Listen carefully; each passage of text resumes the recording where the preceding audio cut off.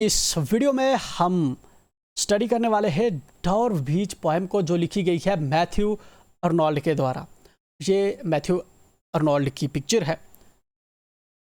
Poem को read करने से पहले, ये बेसिकली हमारी रिवीजन क्लास है। पोएम को रीड करने से पहले हम यहाँ पे कुछ इंपॉर्टेंट चीज़ें देख लेते हैं। डॉर्व बीच आपको यहाँ पे देखने को मिलेगा, राइट। ये आपका इंग्लैंड है, ये आपका फ्रांस है। इसके बीच में आप देखेंगे ये आपकी इंग्लिश चैनल है, एंड इसी पे आपको जो है देखने को मिलता है आपका डॉर्व बीच, ठीक है। जहाँ पे आपको नॉर्थ अटलांटिक ओशन देखने को मिलता है, एंड यहाँ पे आपको नॉर्थ सी देखने को मिलता है। एक वर्ड हम यहाँ पे यूज़ करते हैं वो है स्ट्रेट। स्ट्रेट हमारी एक ऐसी वाटर चैनल होता है, या वाटर बॉडी का जो है एक ऐसा वाटर चैनल होता है जो बेसिकली दो बड़ी वाटर बॉडीज़ को अपने आप में कनेक्ट कर रहा होता है। जिस तरह से नॉर्दर्न सी को नॉर्थ अटलांटिक से ये हमारी इंग्लिश चैनल कनेक्ट कर रही है, इसको हम स्ट्रेट कहते हैं, ठीक है। इस तरह से अगर दो लैंड मासेस को जो है एक छोटी सी लैंड जो है लैंड का इस तरह से चैनल कनेक्ट कर रहा हो तो हम इसको इस्थमस कहते हैं। एंड चलिए आगे बढ़ते हैं, पोएम को लाइन बाय लाइन स्टडी करेंगे। ऑलरेडी हम इसकी समरी वगैरह, लिटरेरी डिवाइसेस एंड थीम्स वगैरह डिस्कस कर चुके हैं। डायरेक्टली आ रहे हैं हम पोएम को लाइन बाय लाइन स्टडी करने। The sea is calm tonight, ठीक है। इसका क्या मतलब हुआ? इस लाइन का मतलब है कि पोइट जो है कहीं पे समुद्र के किनारे खड़े हैं या बैठे हैं, या इनके सामने कोई समुद्र है, चैनल है, कोई वाटर बॉडी है, राइट। एंड उसी को हमारे सामने जो है उसकी इमेजरी क्रिएट कर रहे हैं। इमेजरी एक ऐसी पोइटिक टेक्निक है जिससे पोइट जो है विजुअल्स हमारे दिमाग में क्रिएट करता है। तो the sea is calm tonight, जो सी है ये अपने आप में काम है आज और खामोश है। टुनाइट मीन्स आज, काम मीन्स क्वाइट एंड खामोश, ठीक है। The tide is full, the moon lies fair. जो टाइड है वो पूरी है। टाइड मैंने एक्सप्लेन किया था। टाइड हमारी ऐसी वेव्स होती है जो अर्थ एंड मून के ग्रेविटेशनल पुल्स की वजह से जो है बनती है, राइट। सॉरी, जो सन एंड मून के ग्रेविटेशनल पुल की वजह से बनती है, ठीक है। हमारी नीप टाइड्स होती है एंड स्प्रिंग टाइड्स होती है, मतलब लो टाइड्स एंड हाई टाइड्स होती हैं, जहाँ पे शायद फुल टाइड्स हैं, हाई टाइड्स हैं। तो उसी को रेफरेंस में आज जो है पॉइंट ले रखा है। द टाइड इज़ फुल, के जो लहरें हैं वो पूरी तरह से फुल हैं, आज फुल टाइड है। और जो ऊपर आसमान है, स्काई बिल्कुल क्लियर है एंड उस पर क्लाउड वगैरह शायद नहीं है, तो वो बिल्कुल फेयर है। अपॉन द स्ट्रेट, स्ट्रेट के ऊपर आप देखेंगे, इस वाटर चैनल के ऊपर आप देखेंगे क्या है। अब वहाँ का जो है सीन एक्सप्लेन कर रहा है पोइट हमें। On the French coast the light gleams and is gone. ये पोइटिक टेक्निक इंजैबमेंट है, जहाँ पे एक लाइन जो है दूसरी लाइन, मतलब एक वर्स में से दूसरी वर्स तक जो है मीनिंग जा रही है एक लाइन की, तो इसको इंजैबमेंट पोइटिक टेक्निक हम कहते हैं। फ्रेंच कोस्ट पे क्या देखने को मिल रहा है हमें कि लाइट की जो बीम्स हैं वो पड़ रही हैं, ग्लीम कर रही है, ठीक है। और दिन बुझ रही है, जल रही हैं एंड बुझ रही हैं। The cliffs of England state, and दूसरी ओर क्या है, ठीक है, चैनल स्ट्रेट की दूसरी ओर आप देखेंगे तो जहाँ पे क्लिफ्स हैं, क्लिफ्स होते हैं हमारे जो है रॉकी चट्टानें, ठीक है, बिल्कुल जो स्ट्रेट टाइप की चट्टानें होती हैं एक समुद्र के किनारे पे, वो इंग्लैंड वाले साइड पे हैं, तो वो बिल्कुल जो है क्या है, अपने आप में वहाँ पे खड़ी है, ठीक है।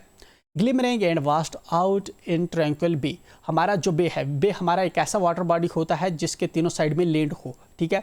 हमारा ये जो बे है इसके अंदर ट्रैंक्विलिटी है, बिल्कुल ये खामोश है। एंड इसके ऊपर जो है चूँकि इस वक्त चांद पड़ रहा है एंड नीचे आपकी जो वेव्स के मूव कर रही हैं, तो यहाँ पे ये जो वास्ट एरिया है इसमें आपको ग्लिमरिंग देखने को मिलेगी, जगमगा रही है जैसे लाइट समुद्र के ऊपर। Come to the window sweet is the night air, यहाँ पे पोइट किसी को कॉल कर रहा है। वी डोंट नो कि पोइट किसको कॉल कर रहा है, शायद हमें या अपनी किसी बिलॉवड को जो इसके साथ है उसको कह रहा है कि विंडो पे आओ, खिड़की के पे आओ और इस नज़ारे को देखो कि समुद्र कैसा दिख रहा है, फ्रेंच कोस्ट कैसी दिख रही है, एंड हमारी जो है क्लिफ्स इंग्लैंड की कैसी दिख रही है, एंड कैसी ट्रैंक्विलिटी है हमारे इस बे पे। Sweet is the night air, and अपनी ही उसी बिलावट को कॉल करके कहता है कि आज का जो समा है, जो नाइट की एयर है, वो अपने आप में काफ़ी जो है मतलब कि अट्रैक्टिव है, मज़ेदार है। Only from the long line of spray, ठीक है। एंड देन पोइट जो है सीनरी आगे बयान करते हुए हमें कह रहा है कि ये जो चांद है, चांद की किरणें नीचे वाटर पे जो रिफ्लेक्शंस बना रही हैं, इसकी वजह से जो ग्रे स्ट्रेट लाइन्स बन रही हैं, ठीक है।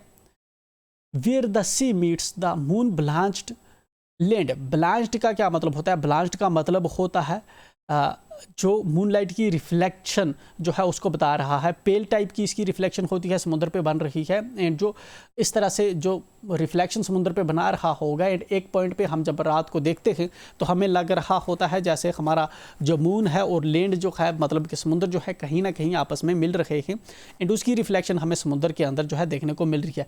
ये जो इसकी वजह से जो रेज बन रही है समुद्र पे, इस तरह से स्ट्रेट जैसी लाइन्स जो समुद्र पे जो है मून की रिफ्लेक्शन की वजह से बन रही हैं, उसी की सीनरी को अपने बिलावड को ये कह रहा है कि आके देखिए, इसको ऑब्जर्व करिए।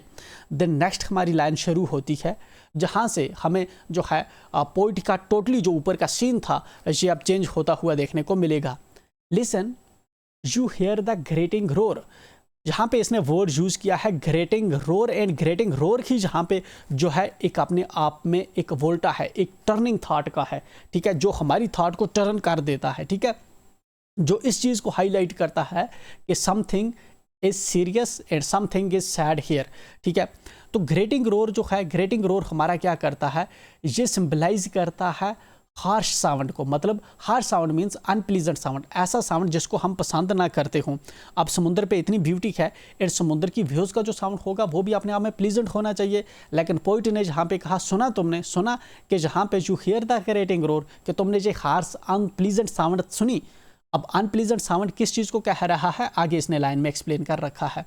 Of pebbles which the waves draw back and fling, ठीक है, ये जो साउंड है ग्रेटिंग हार्श साउंड है, ये किसका है, उन पेबल्स का है, उन पेबल्स का है जिन पे मतलब कि व्यूज आ रही हैं, पत्थरों के साथ टकरा रही हैं, एंड एक पत्थर दूसरे के साथ टकरा रहे हैं।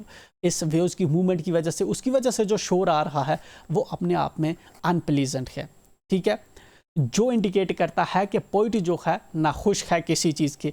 अभी तक तो ये सीनरी एंजॉय कर रहा था, बट अचानक पोइट के दिमाग में जो है कोई थाट आ चुका है, ठीक है, जिससे जो पोइट है डिसइल्यूजन्ड है, खुश नहीं है।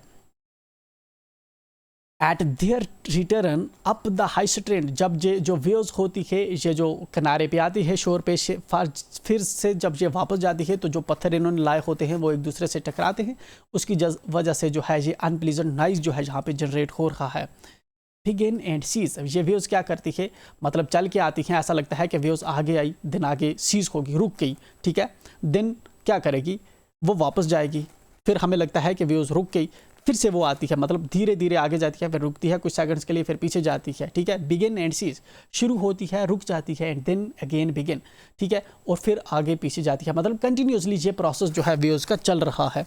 मतलब ये जो सैडनेस है शायद ये रिलेट कर रहा है ह्यूमन सफरिंग के साथ। ह्यूमन की सफरिंग्स भी इसी तरह जो है कंटिन्यूस हैं, जिस तरह से इस सी पे ये जो शोर है, ये जो वेव्स है, ये कंटिन्यूसली शायद ह्यूमन के अंदर जो प्रॉब्लम्स हैं, ठीक है, हमारे साथ जो प्रॉब्लम्स हैं, हमारी जो सफरिंग्स हैं, शायद वो भी ऐसी की। हालांकि ये चीज़ हमें बाद के स्टैंजा से पता चलेगी, जहाँ इस इन लाइन से पता नहीं चल रही। विद ट्रेमुलस कैंडियंस, ट्रेमुलस कैंडियंस हमारा क्या होता है, ट्रेमुलस कैंडियंस का मतलब है कि सैडनेस की फीलिंग्स जनरेट कर रही है। With tremulous cadence slow and bring, ठीक है, ये जो है, ये जो व्यूज़ है, ये ट्रेमुलस कैंडियंस जनरेट कर रही है, मतलब मेलनकॉली जनरेट कर रही है, सैडनेस का समा बना रही है। And bring the eternal, eternal means immortal, ना मरने वाला, नोट मीन्स जिस तरह से म्यूजिक का नोट होता है, ठीक है, नोट ऑफ सैडनेस इन, ठीक है, मतलब कि एक कंटिन्यूसली सैडनेस जो है ये व्यूज जनरेट कर रही है यहाँ पे। दिन आगे रेफरेंस दे रहा है हमें इस स्टैंजा में किसी ग्रीस के प्ले राइट की, सोफोकल्स, जो कि एक ग्रीक का एंशंट प्ले राइट है, उसकी बात कर रहा है। लॉन्ग अगो मतलब बहुत पहले। Heard it on the Aegean, Aegean क्या है कि ग्रीस के किनारे पे जो है एजियन सी है, ठीक है, उसकी रेफरेंस दे रहा है कि उस सी के किनारे पे सोफोकल्स ने क्या किया होगा, यही चीज़, ये जो सैडनेस है, ये जो ह्यूमन की सफरिंग है वहाँ पे सुनी होंगी। And it brought into his mind the turbid ebb and flow of human misery, and और ये जो व्यूज़ उसने वहाँ पे एजियन सी के किनारे पे व्यूज़ देखी होंगी, इसकी वजह से क्या होगा, उसके माइंड में कन्फ्यूजन आया होगा, टर्बिडिटी आई होगी, मतलब अनसर्टेनिटी आई होगी, ठीक है, हलचल उसके दिमाग में आई होगी, क्लाउडेड मतलब अनक्लियर इमेजेस डेवलप होंगी। एब एंड फ्लो की, एब एंड फ्लो का मतलब ये जो वेव्स की मूवमेंट होती है, आगे बढ़ती हैं, ऊपर उठती है, आगे बढ़ती हैं, ठीक है, एब मीन्स ऊपर उठना, rising and falling of movement of जो सी है, इसको एब एंड फ्लो कहा जाता है। मतलब ये हो गया एब एब, एंड जो नीचे जब होता है इसकी क्रस्ट बनती है फ्लो, ठीक है। तो एब एंड फ्लो जो है ये व्यूज़ की, इसने सोफोकल्स के माइंड में ये चीज़ डाली होगी, तब उसके दिमाग में आया कि ह्यूमंस की जो सफरिंग्स हैं ये ह्यूमंस के साथ है, ह्यूमंस के साथ जुड़ी हुई है इन वेव्स की तरह, ठीक है। क्योंकि सोफोकल्स के प्लेज में वो चीज़ जो है ह्यूमंस की सफरिंग रिफ्लेक्ट होती थी, तो इसीलिए जो है यहाँ पे अर्नोल्ड ने आज उसकी रेफरेंस ली है। एंड देन पोइट जो है फिर से अपनी बात कर रहा है, उसकी रेफरेंस इसने दे दी, देन वापस आ गया, अपनी बात कर रहा है। We find also in the sound of a thought, in the sound a thought, ठीक है। हमने भी जो है इस शोर में ये जो आवाज़ है, ये जो समुद्र पे वेव्स की आवाज़ वगैरह है पेबल्स की, ठीक है, इस शोर की वजह से, इस शोर से हमने भी जो है हमारे दिमाग में भी एक ख्याल आया है, ठीक है। मतलब क्या ख्याल आया है कि ह्यूमंस की जो सफरिंग्स हैं वो ह्यूमंस के साथ जुड़ी हुई है एंड इटर्नल है। Hearing it by this distant northern sea, ठीक है। आज हम जो है नॉर्दर्न सी, अभी मैंने ऊपर आपको दिखाया, उसके ऊपर ये जो शोर है व्यूज़ वगैरह का, ये हम भी जो है आज जो है सुन रहे हैं। एंड जिस तरह से सोफोकल्स को सदियों पहले जो है ह्यूमंस की सफरिंग्स इसके अंदर दिखाई दी थी, हमें भी जो है उन सफरिंग्स जो है ह्यूमंस की जो मिजरीज हैं वो आज भी हमें जो है रेजोनेट कर रही हैं, हम भी सुन पा रहे हैं। दिन ह्यूमंस की सफरिंग्स क्यों हैं, इसके पीछे वजूहात क्या है। दिन ये जो है रिलीजन की तरफ जहाँ पे इशारा कर रहा है कि रिलीजन जो है वो इरोड हो रहा है, क्योंकि जिस टाइम पे ये जो पोइट्री लिखी गई है वो विक्टोरियन एज थी, उस वक्त डार्विन थ्योरी आई थी। एंड इस तरह से जो है मॉडर्न वर्ल्ड जो है वर्ल्ड जो है ट्रांजिट कर रही थी, इंडस्ट्रियल रिवोल्यूशन हो रहा था, लोग रिलीजन को छोड़ के ज़्यादा जो है मॉडर्निज्म एंड जो है किसकी तरफ, मटेरियलिज्म की तरफ मूव कर रहे थे। तो रिलीजियस फेथ जो है वो इरोड हो रहे थे। तो वही चीज़ जो है अर्नोल्ड को एक्चुअल में हिट कर रही है, जो इस पोइट्री के अंदर हमें जो है एक्सप्लेन कर रहा है। The sea of faith, the sea of faith जो मेटाफर है, ये जहाँ पे जो है किसको रेफर कर रहा है, बेसिकली रिलीजन को, कि जो रिलीजन का समुंदर है, ठीक है, was once too at the full, कि एक बार क्या था, ये पूरा था, ये जो समुंदर था ये अपने आप में पूरा था, फुल था, ठीक है। फुल क्या क्या मतलब है कि जो इसके किनारे पे क्लिफ्स वगैरह है वहाँ तक समुंदर जो है भरा हुआ रहता था। मतलब पहले रिलीजन के अंदर जो हमारा मज़हब है उसके अंदर जो है अल्ट्रेशंस नहीं हुआ करती थी। एंड राउंड अर्थ शोर, मतलब कि अर्थ जो शोर थे वो राउंड थे, मतलब उसमें जो है पानी रिट्रीट नहीं हुआ था, मतलब फुल था, समुंदर भरा हुआ था। इंसान जो है यकीन से, फेथ से भरा हुआ था, पहले उसको गाढ़ पे फुली बिलीव था। Lay like the folds of a bright girdle furled, girdle means waist band, ठीक है। मतलब इस एक जिस तरह से एक वेस्ट बेंड की तरह जो है, मतलब कि हम आदमी का जो यकीन था वो इस तरह से समुद्र के साथ जो है उसने उसको लपेट के रखा हो पूरी तरह से, मतलब स्ट्रांगली आदमी पूरा जो है यकीन से, फेथ से, रिलीजन से भरा हुआ था। But now I only here, लेकिन अब मुझे क्या सुनाई दे रहा है कि ये जो सी ऑफ फेथ है इसमें इट्स मेलनकली, इसके अंदर सैडनेस है। क्यों इसके अंदर सैडनेस है? क्योंकि इसके अंदर वेव्स हैं जो अनप्लीजेंट जो है हार्श साउंड जनरेट कर रही है, लॉन्ग विड्रॉइंग रोर। अब जो है विड्रॉइंग रोर जहाँ पे आपको देखने को मिल रहा है, विड्रॉइंग रोर जो है इसका रियल मीनिंग हम देखें तो ये सिंबलाइज कर रहा है कि जो फेथ है वो ख़त्म हो चुका है, ठीक है ना। यहाँ पे वैसे विड्रॉइंग रोर का जो है लिटरल मीनिंग क्या होता है कि ये जो शोर है, ठीक है ना, समुद्र का रोर क्या होता है, जिस तरह से हमारा गुरगुराता है कौन, जिस तरह से रीच गुरगुराता है, ठीक है, लाइन गुरगुराता है, बट यहाँ पे रोर जो है ये जो है वेव्स का जो शोर है, जब वेव दूर जाती है तो इसका साउंड थोड़ा थोड़ा फेड करता है, डिम होता है। तो उसके अंदर जो है पोइट को अब सिर्फ सैडनेस ही देखने को मिल रही है। रिट्रीटिंग टू द ब्रेथ, ठीक है। अब ये जो समुंदर है, ये जो फेथ है, ये जो समुंदर के अंदर जो पानी है ये रिट्रीट कर रहा है। रिट्रीट मीन्स ये पीछे पीछे हट रहा है। पहले जहाँ तक पानी फिल्ड था अब जो है पानी जो है पीछे पीछे कम कम होता जा रहा है, ठीक है। पानी मतलब समुद्र में से ख़त्म होता जा रहा है, मतलब कि रिलीजन जैसे ख़त्म होता जा रहा हो। इन सभी प्रॉब्लम्स की जड़ ही यही चीज़ है, ठीक है, सभी मिजरीज की। शायद पोइट ये चीज़ कहना चाह रहा है, हालांकि एक्सप्लिसिटली उसने पोएम के अंदर नहीं बोला हुआ। Of the night wind down the vast edges, ठीक है। रात के अंधेरे में जो है, रात में जो आंधी हवा चलती है उसमें क्या है कि पानी जो है ये रिट्रीट कर रहा है, मतलब मॉडर्निज्म की वजह से लोगों का रिलीजन जो है वो इरोड हो रहा है। Down the vast edges, edges means किनारे, ठीक है। ये जो वास्ट एजेस, ये जो एज है इस पे वास्ट मीन्स बड़े, ठीक है, बहुत फैला हुआ ये जो एजेस हैं अब इन पे क्या है, पानी तो इधर आता नहीं, पूरा तो पानी इधर है नहीं। अब पानी जहाँ से कम हो चुका है तो पानी रिट्रीट कर चुका है। अब यहाँ पे क्या आपको देखने को मिलेंगे, जब पानी घटेगा तो यहाँ पे पत्थर, बोल्डर्स वगैरह आपको देखने को मिलते हैं, पेबल्स, कंकर वगैरह, ठीक है। तो अब बोल्डर्स, पत्थर्स वगैरह जो है उनको हम क्या कहते हैं, शिंगल्स कहते हैं, and naked shingles of the world. अब जो है ये जो वास्ट एजेस पे आपको जो है सिर्फ नेक्ड शिंगल्स, बड़े बड़े पत्थर जो है देखने को मिलेंगे, जो अपने आप में सिंबलाइज करता है डिसोलेशन, ठीक है। मतलब आदमी के अंदर जो बेचैनी वगैरह पैदा हो गई है, ठीक है ना, अनसर्टेनिटी वगैरह आदमी के अंदर आ गई है। देन आखिरी इस स्टैंजा में हमें कुछ सोल्यूशन भी बता रहा है पोइट कि इसका वे फॉरवर्ड क्या हो सकता है। ये चीज़ अपनी बिलावड को बता रहा है कि इस दौर में जहाँ पे जो है मॉडर्निज्म की वजह से फेथ आदमी का लॉस हो रहा है, तो हमें क्या करना चाहिए। लाउ लेट अस बी ट्रू, अपनी इस बिलावड की तरफ फिर से मुहातब हो गया, जिसको अभी इसने कॉल किया था। मे बी हम रीडर्स की तरफ ये मुहातब हो गया है कि मे बी इसने हमें ही कॉल किया होगा, ठीक है, ये क्लियर तो है नहीं, बट अपनी बिलावड की तरफ ये मुहातब हो के क्या कह रहा है कि हमें जो है अपने आप के साथ जो है सही होना चाहिए, ठीक है। ट्रू का मतलब क्या है, ट्रू का मतलब है लॉयल होना चाहिए। लॉयल मीन्स फेथफुल, ठीक है ना, मतलब कि यकीन रखने वाला। पर्टिकुलरली हम जहाँ पे कंपेनियनशिप और लव की बात कर रहा है जी। To one another for the world, ठीक है, हमें एक दूसरे के साथ जो है बिल्कुल सही होना चाहिए, मतलब ईमानदार होना चाहिए, होनेस्ट होना चाहिए, फेथफुल होना चाहिए एक दूसरे के प्रति। अपनी बिलावड को कह रहा है कि तू मुझ में ट्रस्ट रख, मैं तुझ पे ट्रस्ट रखूँ, ठीक है। विच सीम्स, इस दौर में specially, which seems to lie before us like a land of dreams, ये दुनिया जो आपको ख्वाबों से भरी हुई देखने को मिलेगी, मतलब ड्रीम्स मीन जहाँ पे रियलिटीज़ बहुत कम एग्जिस्ट कर रही हो एंड बहुत ज़्यादा ख्वाब हों, ख्वाब क्योंकि रियलिटीज़ के परे होते हैं, ठीक है।